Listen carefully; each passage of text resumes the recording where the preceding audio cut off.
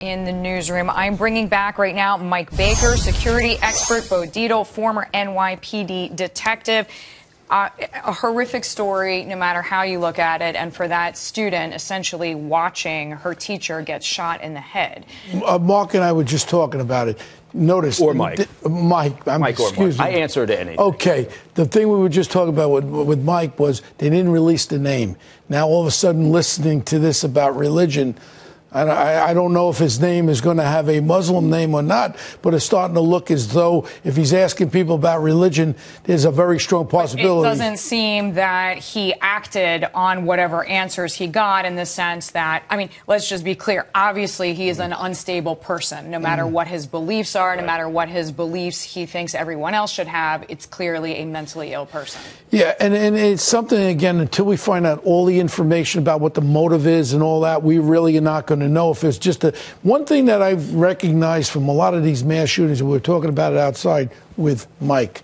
We were talking about it outside, and it was most of them are bipolar. A lot of them have bipolar problems. They've been on medication, and a lot of them want to get this mass body count. And they look at the other guy, oh, the guy that shot up that school. It becomes a psychological thing that they want to take out as many people as they can because that's the way they want to go out. So on that point, Bo, Mike, how does social media change what Bo's job would have been about a decade ago, what your job is? How does this change when, for example, I know people are saying, well, were there warning signs? Obviously, I am sure that police, FBI, are going through his Facebook, if he had Twitter, if he had Instagram. Right. I mean, that's the first thing you have to do.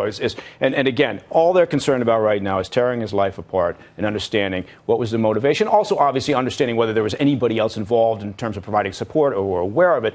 The social media side of it, sure, it's another investigative tool. It's another area to delve into for leads and for information. And so they're doing that. They're pulling that apart. We always hear after the fact, look, there were warning signs. There were things we should have seen. Well, of course it is. After the fact, everybody's got great vision on these issues, whether it's something like this or whether it's a terrorist incident.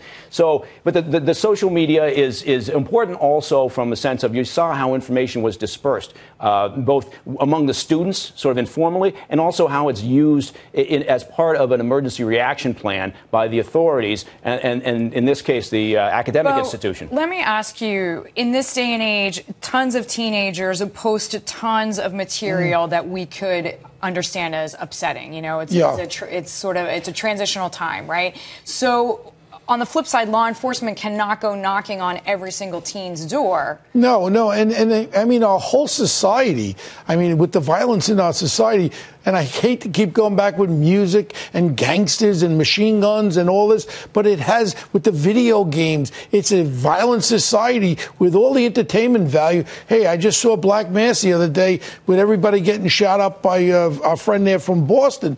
This is now in the psychological things in a person's mind about this violence, and now all of a sudden you have the accessibility. Right. You have the accessibility, of sort of the gun culture and the criminal life, and anybody with kids knows, you know, what the kids are subjected to at an early age, whether it's through video games or it's music or whatever. So you wonder, does that have some sort of overall impact? All right, hold those thoughts. We're going to continue the conversation. Mike Baker.